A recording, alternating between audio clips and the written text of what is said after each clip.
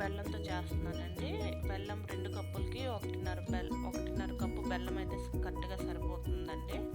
ఇప్పుడు బెల్లం ఒక గిన్నెలో వేసుకొని కొంచెం నీరు వేసుకొని స్టవ్ మీద పెట్టుకొని బెల్లం అంతా కరిగించుకోవాలండి.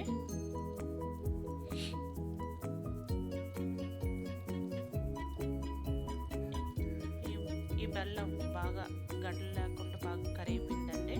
దీన్ని ఇప్పుడు కడాయిలోనే వేసుకొని ఫిల్టర్ చేసుకోవాలండి, డస్ట్ పార్టికల్ లేకుండా. చికెన్ కడాయిలోనే చేస్తామండి. ఇప్పుడు పాకం దగ్గరికి వచ్చే వరకు చూసుకోవాలి. ఈలోగా ఒక ప్లేట్లోని నెయ్యి రాసుకొని పక్కన పెట్టుకుందామండి. బెల్లంలో శనగలు కలిపాక ఈ ప్లేట్లో వేసుకోవడానికి ఈ ప్లేట్ అంతా నెయ్యితో గ్రీస్ చేసుకొని పక్కన ఉంచుకోవాలి.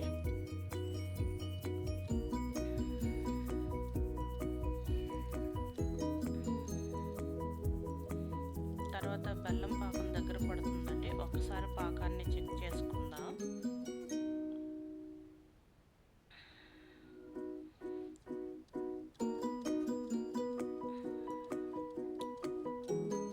చూడండి, ఇలా పాకం తీగలా సాగకూడదు. ఇలా పట్టుకుంటే పట్టుమని అప్పడాల్లాగా ఎరగాలండి.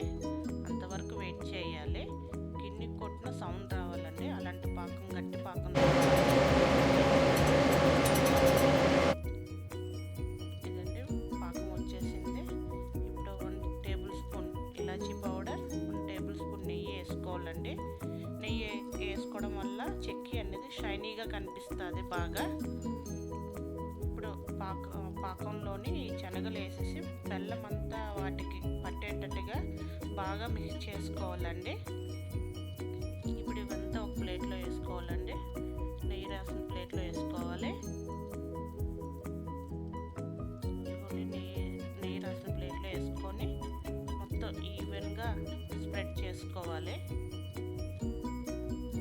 ఇప్పుడు వేడి మీద ఉన్నప్పుడు ఇలా ఘాట్లు పెట్టుకొని ఉంచుకోవాలండి. చల్లారిపోయాక అలా కట్ చేయలేం కదా. వేడిగా ఉన్నప్పుడు ఇలా ఘాట్లు పెట్టుకొని ఒక 3-4 గంటల వరకు పక్కన పెట్టేయాలి. మనకు నచ్చిన షేప్లోనే ఇలా కట్ చేసుకోవాలండి. ఇలా కట్ చేసుకోవడం వల్ల చల్లారిపోయాక చెక్కి ఈజీగా పైకి వచ్చేస్తుంది.